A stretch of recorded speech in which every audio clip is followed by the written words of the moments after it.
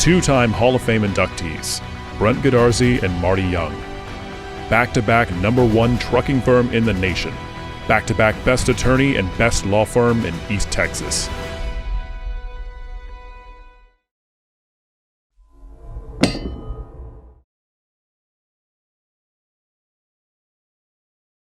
Hello, Buckeye Nation. Welcome to the Gilmer Coaches Show. I'm your host, Jeff Rash, and joined today, as always, by the head coach and athletic director of the Gilmer Buckeyes, Mr. Alan Metzel. And we have a special guest with us today, the principal of Gilmer High School, my good friend, Mr. Brian Bowman. Brian, welcome. Thank you. Glad you were able to join us today. So, a lot to talk about, guys. We have a lot to talk about. A lot of good football stuff to talk about. Congratulations. We're going to advance again. Third round into the playoffs. This is, I believe, the 14th straight year that Gilmer's been at least 3 rounds deep in the playoffs. Correct. And so we're having a good season, and for your first season, you couldn't ask for more, right? That is right. It's That's good. right. Well, you can ask for more, actually. Well, the whole town's asking for more. Actually, now that you want to bring it up, exactly. we're all we want is 16. That's all. I pointed out to him a couple of weeks ago, or maybe it was last week. I was like, "You realize you've already won 10 games. Mm-hmm. Yeah. You only have to win 5 more to win the whole thing. I mean, how hard is that? How hard is that, right?" Big deal. So before we get to look at some highlights of the game, which was a really good game, better even than I anticipated.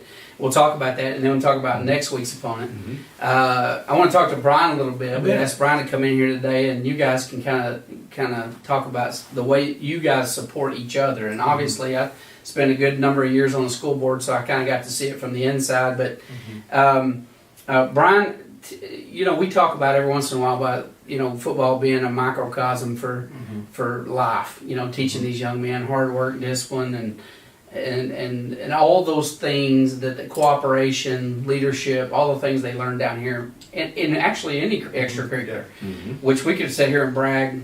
We're talking about football. Sure. We could do a show about FFA here. Yeah. We can talk about our band getting a 1 last week. One of the best bands, obviously, military bands in the state of Texas. Our ROTC, it just goes on and on and on. It's amazing. You brag a lot about. You've even taken some flack. I have. You have taken some flack, and I don't care. I'm proud of you for doing that. You're our PR guy. That's right. You've taken some flack for bragging on our kids about how much we win, how we excel, not only in the classroom, but also extracurricular.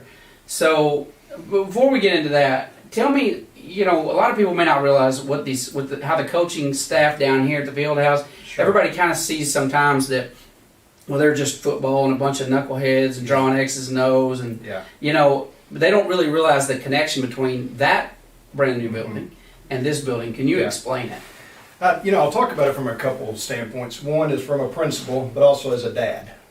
So I've been fortunate to have 3 boys go through this program. Dylan graduated in 2013, went on to play college and coach college, and was hired on Coach Metzel's staff this year. Cameron graduated in 2016. They both have won a state championship. Working in law enforcement now, graduates college in December, and then Cade's a sophomore this year on the football team.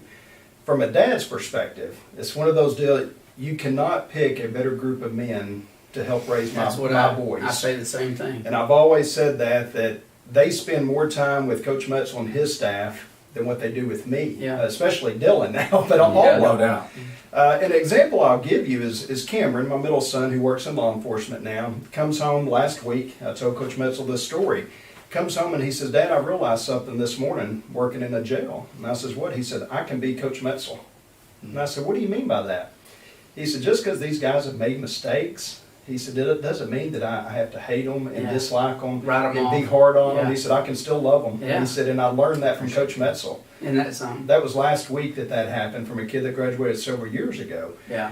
But the impact that these guys make on our young men in this community, you can't explain. Going into the school, whether it's grade checks, every single day our coaches going and holding the kids accountable for their grades. Yeah. If they're tardy to class, I'll call Coach Metzel. They deal with it at practice. It's almost not fair. It is. The kids don't have a chance. It's stacked against them. The accountability that our kids get from our coaches, you can't explain. That's from the school stand and from a dad's standpoint. Is But it spills over in the classroom. Very much so. Their performance there matters. That's our desire. Yeah. You know, I always say this, Gilmore High School is as successful as our football team. And what I mean by Yeah. that, they're the leaders in the school. They're going to hold other kids accountable. As long as football's playing, school is fun. At Gilmore High School, it's just not about academics. And you have 100, 130 kids involved in just football. Yeah. You know, and it spills over into the entire school. I mean, it helps, runs our school, and that's why we have the success that we have, is because of him and his coaches. We do, and it's just amazing the amount of leadership that you gain. I look back at my own life, and any success that I've ever been able to obtain, I look at it and I think there's really three things I can tell you honestly. And one of them's going to sound kind of weird, but I want to name it last because it may be the most important. As odd as it's going to sound, first program that I would say is our ag program. Mm-hmm. I mean, just it set me off on a course, Sure. right? And Sue Witt was a brand new baby teacher. She was 22 years old, and I got to break her in, right?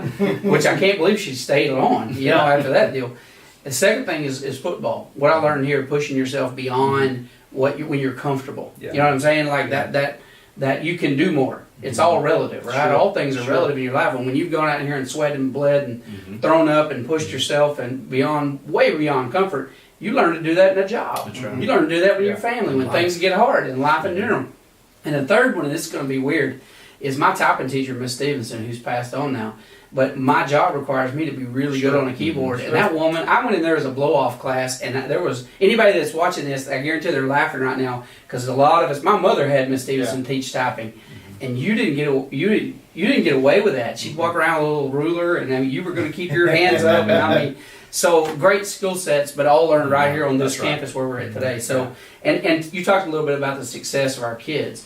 I mean, share just some of the recent stuff. I mean, forget we know how great they do in extracurricular, but a lot of people fail to realize how good we are in the classroom. Right. You know, and you're right, people fail to realize that. I've made a lot of principal friends of mine mad because on social media I'll do a little hashtag of we win at everything. Yeah. But it's true, and it's bragging on our kids. And you don't need friends. You got friends. I got 'em here. We like that. We're good. Yeah. But Gilmore High School is one of those places our kids love to compete. Mm-hmm. It doesn't matter what it's at. That's right. It can be on the football field, it can be in ROTC, it can be in Yeah. band, it can be in drill team, it can be in the classroom. Yeah, rock, paper, scissors. We're going to be It there. doesn't matter. Yeah. Our kids love to compete. So the superintendent of Godly the other night's a friend of mine, and he texted me about our band. He said, y'all just blew us away during halftime too. Yeah. And so he and I were talking. I said, what's even more mind-boggling is about 70% of our kids are low socioeconomic. Yeah. But they still come to school every day and compete in everything they And do. perform and win. So if you look at every high school, from downtown Dallas to Texarkana down to about Nacogdoches, that whole area of every high school, yeah. for the past 3 years, we have the second most academic distinctions of anybody. There's one other high school that beat us by one. And that's graded by the Texas Education Agency. That's the guy setting the standard. And That is. And sometimes the deck, I don't want to get into that here, but the deck gets stacked against you occasionally.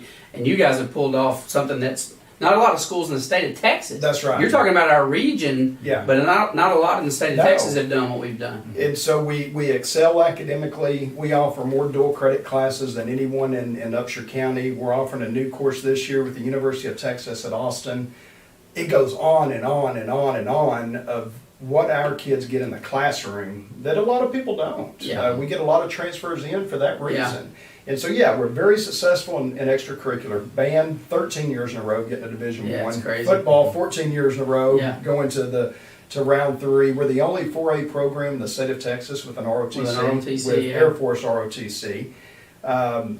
It doesn't matter, third or fourth largest FFA program in the entire state of Texas, And one of the most and one of the most successful. competitive. No yeah. doubt. So all that spills over into the classroom, Yeah. and kids get in the classroom, and our teachers is what a school called me last year and says, "How are y'all getting the test scores that you get?" And I said, "We're not doing anything different as far as teaching, what our teachers do an unbelievable job of is loving on kids and building Yeah, relationships. that's right. And she That's said, what it's Brian, about. it's more than that. I said, it's not. It's I not. said, our No. teachers teach It's about every day, relationship. Right. but they build relationships and they love on kids. Yep. And that's what our kids here get. And it, And Brian's great. very humble like you are about this, but I'll tell you now, He's it's amazing. because he sets know. the standard for that. He's one of, People I love think he's the working best for him. principal in the state of Texas. He does. I tell people that all the time. I'm glad my kids got to be under That's him. right. And so we're never going to let him go. This No. place is like the firm. You know, It we've is. got a track hoe and lots of It land, is. so he's not going anywhere. Right. So, and by the way, for our viewing audience, a lot of people don't know this. We share this in common. We're all 6'3". Yeah. Exactly. You can just see right across the 6'2", top here. 6'3". Yeah. Mhm. So, folks, if you ever hear anybody, and I mean this, and for all of you that are watching, I assume most of the people that are watching this are big Buckeye fans. That's why you dial in and watch the coaches show and you support these kids. But I want you to support our administration and our kids in a different way. Forget sports, okay?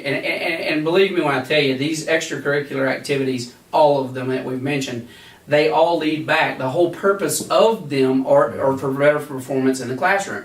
If you just had class, most of these kids would drop out in the 10th grade or sooner. They wouldn't come to school. They wouldn't be motivated to perform. This is the reward for them to be able to perform in the classroom. And they have something to lose. Yeah. And so it's very important. But here's what I'm asking you to do as a community. If you hear somebody that's ignorant, talking about, Gilmer, I've heard this and I've heard that. Those are conspiracy theories, and that person's ignorant. It's your job to inform them. And if you don't have the right words or the right stats, you call one of us, Yep. and we'll be happy to show you the number. We'll show you the paper. We'll show you where these guys perform on paper. One of the top academic schools in the state of Texas. Even a Newsweek, right? Yeah. Top 10%, US News and World, Report top 10% of schools in the in nation. the nation. I mean, not everybody gets that, right? Yeah, we've I got it mean, about 6 years in a row. yeah, so it's been a great year for our students, and we're glad. So let's talk some football. All right.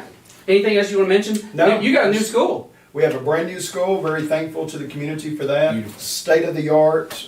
We can offer so many different programs to kids that we couldn't do before. Yeah. And not many people in East Texas can Yeah. with what we have. So Oh, very that's thankful amazing. for that. And Gives our invite kids a people leg to up. see it. It gives them a leg up. College Very much readiness. so. People need to come take a tour. You need to Yes. come look at it. Yeah. Brian likes to show it I off. And do. so does Rick Albritton. I He do. loves. He has walked 1,000,000 miles. 2 million Yes. steps, I bet, through Yes. that school showing it off. So, Alan, let's look at some of our highlights. Before we get started, though, what did you see?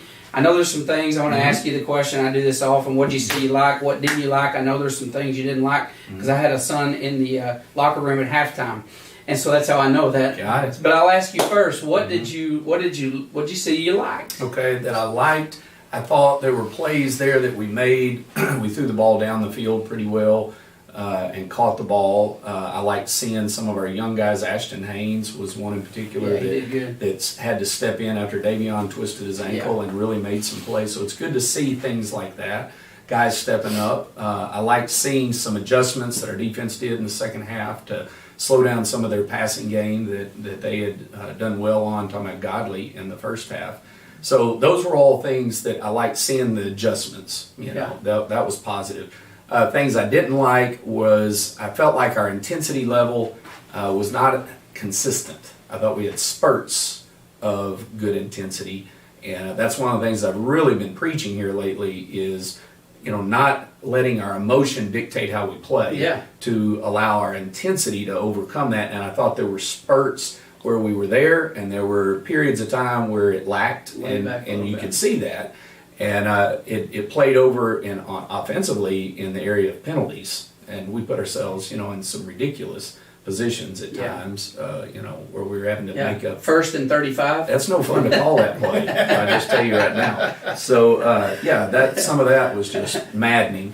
But then I also saw us rally, come together, and do some things that looked Which good. you guys have been great at. Y'all always make adjustments at halftime. You all come out. We've been a second half team all year. And I know that frustrates you to no It end does. because you want to play all 4 quarters. Play all of it. But as long as you get the W at the Correct. end, you know, I mean, Correct. so it wasn't as pretty as you wanted it to No. be. But We play again. you play, you do, and you can't take away anything from God. No, they did it. I mean, for what they had on the field, they were outmatched athletically. They truly were on every single position. But man, you talk about somebody that uses what they got. They reminded me of back years ago. We used to go Matt Camp and Todd and I used to go watch Evangel play, and they're just like it. Execute perfectly. Right. That quarterback was He was awesome. He's the real deal. Yeah, he did a really So good it was a job. great game. They gave us a good game. They gave us all we wanted. So let's look at some highlights of this game. First one is a touchdown. This was a fade route to Dylan. Yes, sir. We got Dylan out here on the outside.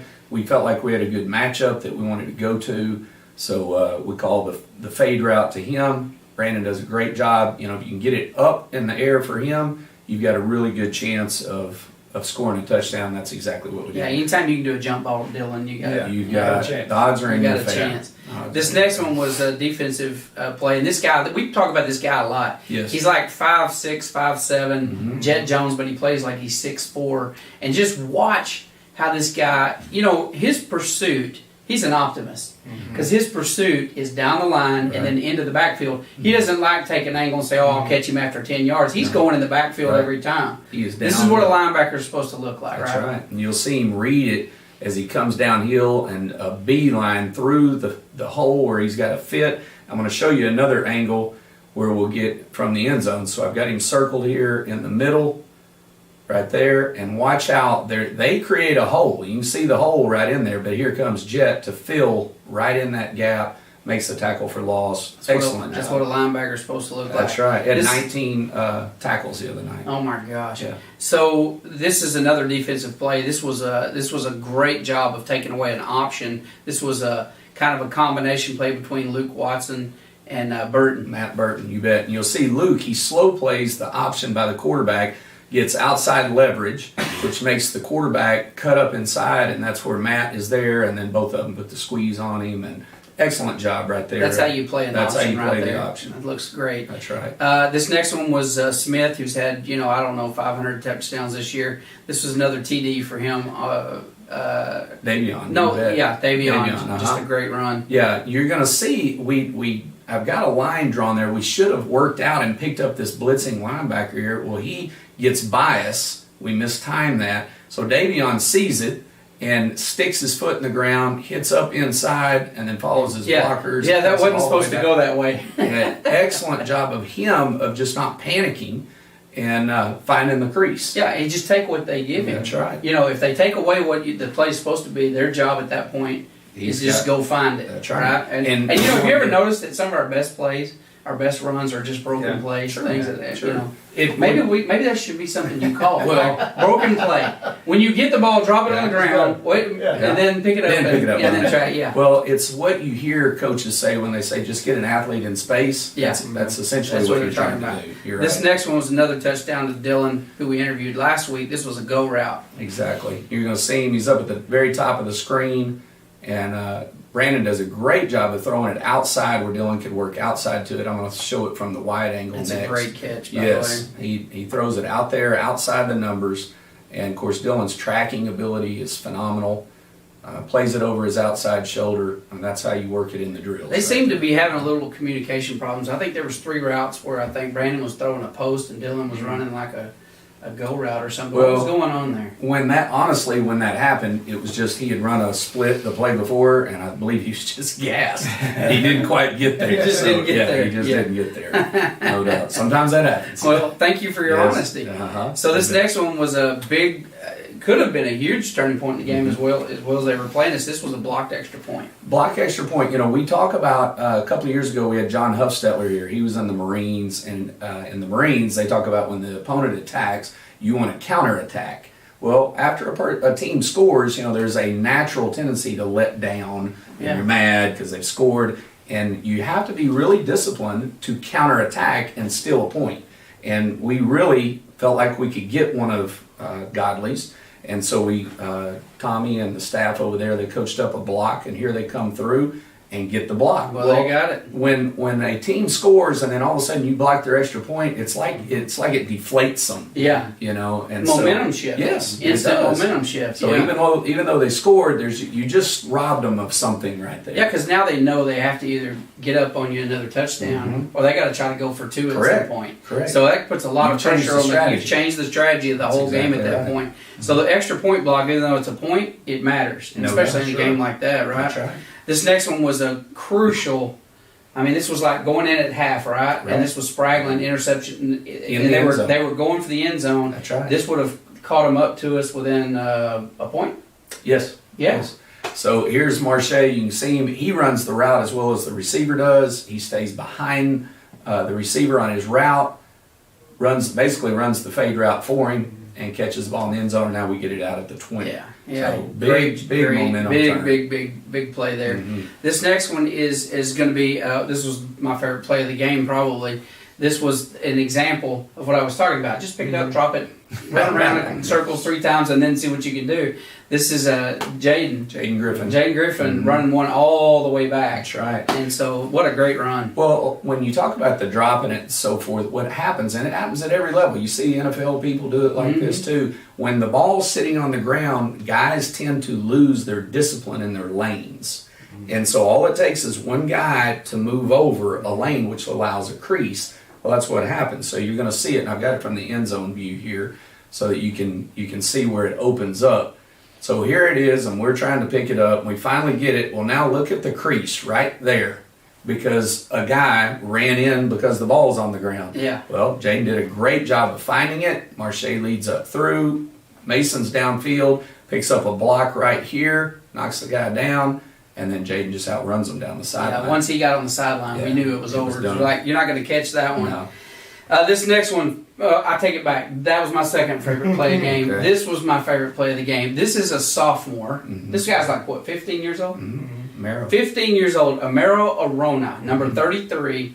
This guy's tough as nails. Very I mean, this kid, we got him on contract for 2 more years, right? That's right. So this guy plants. This is a classic head on the bow, face plant to face mask, and picks this guy up and drives him, plants him in the ground. There'll be corn coming up there next year. You watch. No doubt. This quarterback, he's going to run option to the outside. I've got Amaro circled for you.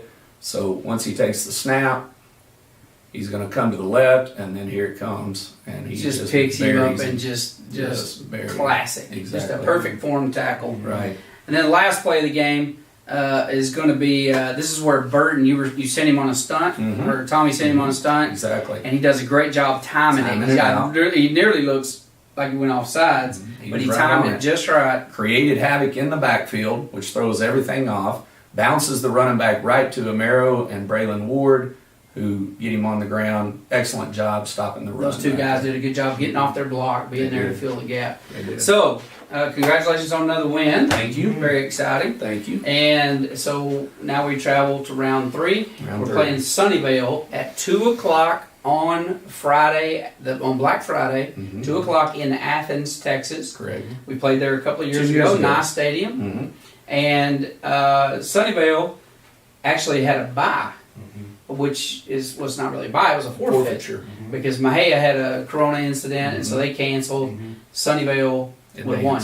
So who were you expecting to win out of that game first of all? Pretty close call. Really? Close call. Very, very evenly matched teams. Mahia had some really athletic kids. You've got Sunnyvale, really good program, very well coached. So it was going to be an interesting game. So what can we expect out of Sunnyvale? Sunnyvale, tough. They've got a lot of size. They like hammering up inside. They run the counter. They run power. They run the buck sweep. Those are, I would say, their bread and butter plays. Their quarterback, if you remember a couple of years ago, they had a really good quarterback 2 years ago when we played them up at Greenville. Well, this is, if I'm not mistaken, is his younger brother, and he's pretty good runner and really good at RPOs, reading whether or not our guys are playing the run and throwing it or whatever. So that we'll probably see a good bit of that in the game. They're pretty talented defensively. They're thick. They have a lot of good sized guys. They're just good looking football players. So we know we're in for it. You get to round 3, you're not playing anybody that's not any good. There's no slouches left in round 3. Yeah. 16 teams in the state. So Yeah. we know we've got to play well. We can't be inconsistent. We can't have those drops in intensity. We can't allow ourselves to have those kind of penalties. What do they got in the backfield and for wideouts? Running back, they've got I would say a guy that looks a little bit like Jerron. maybe not quite as big as Drawn, but he looks kind of like him, and he's got some speed, so he's a big guy who can run, once he gets out in the open, he can run. Like I said, the quarterback, he's a big part of their running game. Wideouts, I would say they have some guys that are comparable to Mason, kind of tall, good hands, run good routes. They catch the ball pretty decent. I would say up till now they've been more of a running team than a throwing team, but they're solid out there. And they're like kind of a wildcat formation. I mean, like they run a lot. Well, they run a lot like we do. A lot of with fullback and the tailback, but then they'll also get in kind of a heavy formation where they've got the tight end and a fullback in a wing position, and so where they're going to just try and grind it a little bit. Yeah. So they're fairly multiple. Defense, good secondary. Not bad. A lot of those type guys that are playing receiver for them play in the secondary as well. So that's good. They're solid. They're well coached. John Settle has been an East Texas guy. Played at Dangerfield when Tommy did. He knows football. He's a good coach. So your score prediction is 0-0 for the game. So Buckeyes. I've been trying all year, man. All year he won't give me nothing. I mean nothing. I don't do that. Nothing. We fed him dinner tonight. He won't give me nothing. Give me nothing. All right, folks. If you can, Brian, thanks for joining us today. I appreciate everything you're doing up there in the high school. We were blessed. I'm proud to have my son under the leadership of both of you, man. Thank you. I entrust my kids to you guys every day and then pray for you after I send them up here. So thanks for all you do for our community. I know everybody feels the same. So, folks, if you can, come out to Athens at 2 o'clock on Friday afternoon, support the Buckeyes against Sunnyvale. If not, you can watch on all of our normal outlets, and we'll bring the game to you live. Thanks for watching the Coaches Show, and we'll see you Friday.